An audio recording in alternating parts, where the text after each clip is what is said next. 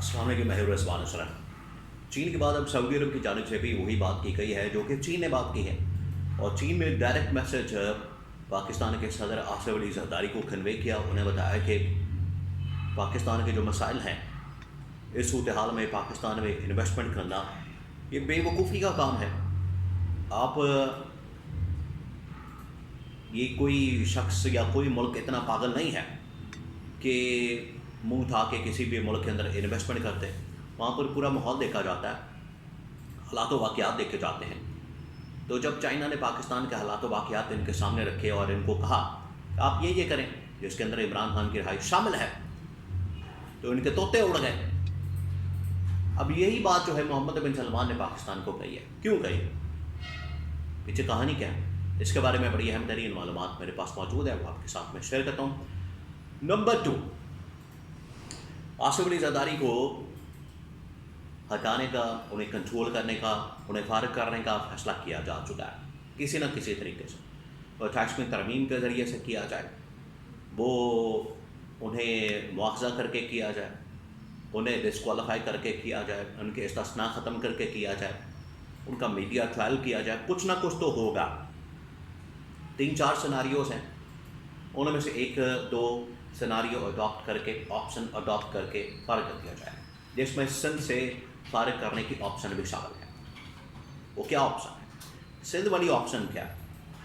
اس کے بارے میں بڑی اہم ترین معلومات میرے پاس موجود ہے، وہ آپ کے ساتھ میں شیئر کرتا ہوں۔ تو 2-3 خبریں ہیں۔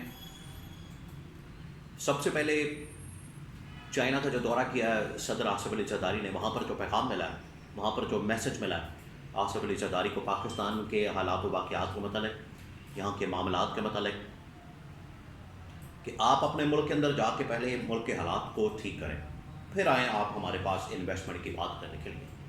اور سیم یہی بات سعودی عرب نے کی ہے۔ اب سعودی عرب اور یو اے ای، جس کے ساتھ پاکستان کے بڑے برادرانہ تعلقات ہیں، لیکن یو اے ای کے ساتھ پاکستان نے تعلقات بگاڑ دیا۔ پہلے میں تھوڑی سی وہ بات کر لوں، پہلے میں آپ کو کانٹیکسٹ سمجھا دوں۔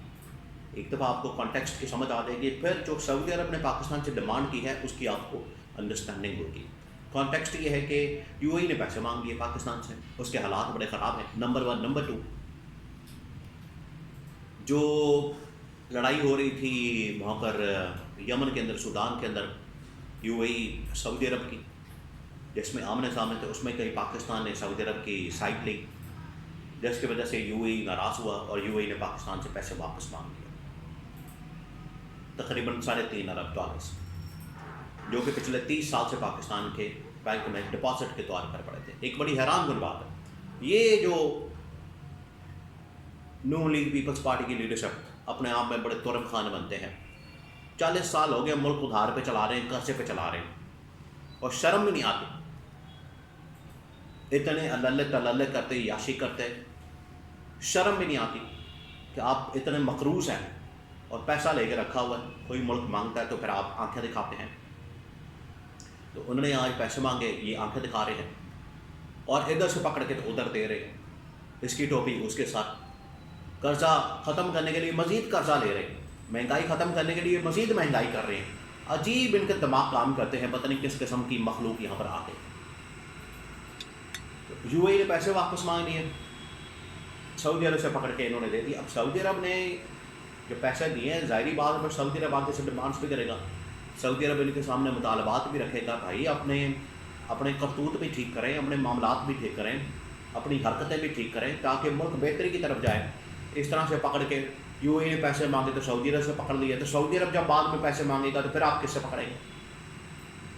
پھر ٹرمپ کے گوڈے گٹے پکڑیں گے، چائنا کے پکڑیں گے، پھر آپ کے پاس اس کے بعد کوئی ملک بچتا ہی نہیں،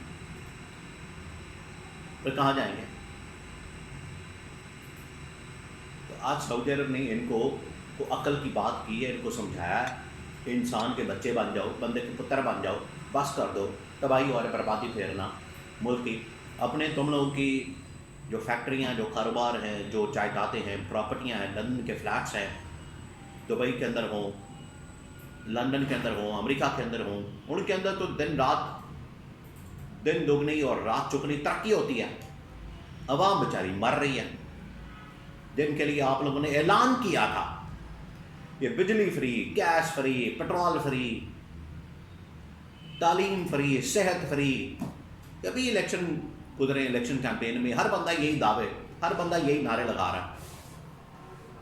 اور اب آپ کو کتنا فری مل رہا ہے وہ اب آپ خود سمجھ سکتے ہیں. کیا کچھ آپ کو فری مل رہا ہے؟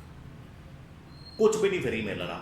ان کا فری کا کھاتا لگ گیا، آپ کے فری کے کھاتے گیا، وہ جو تھوڑا بہت سستا آپ کو مل رہا تھا وہ بھی ختم ہو گیا. اتنی مہنگائی کر دی ہے. تو محمد بن سلمان نے بھی یہی بات رکھی ہے ان کے سامنے کہ اپنی حرکتیں ٹھیک کریں، پولیٹیکل اسٹیبلٹی، انتقامی کارروائی ختم کریں، تو پھر یہ تبدیلی آ سکتی ہے پاکستان میں. اب آ جائیں آصف زرداری کو سند سے فارغ کرنے کا جو فیصلہ کیا گیا.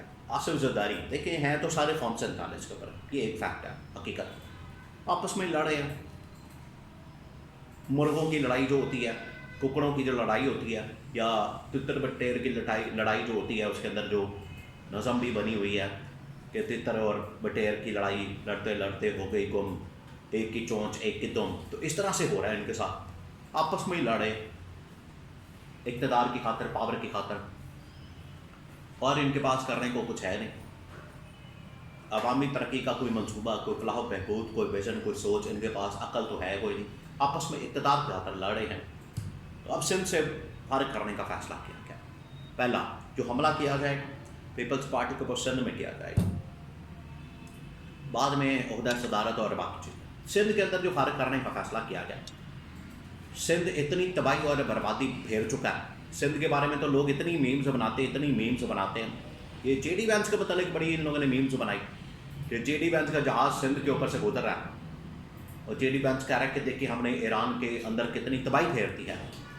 تو اسے بندہ کہتا ہے جے ڈی وینس کو کہ یہ ایران نہیں ہے، سندھ ہے، یہ کراچی ہے. پھر وہ امریکہ کو آفر دیتے ہیں کہ آپ ہمیں بتائیں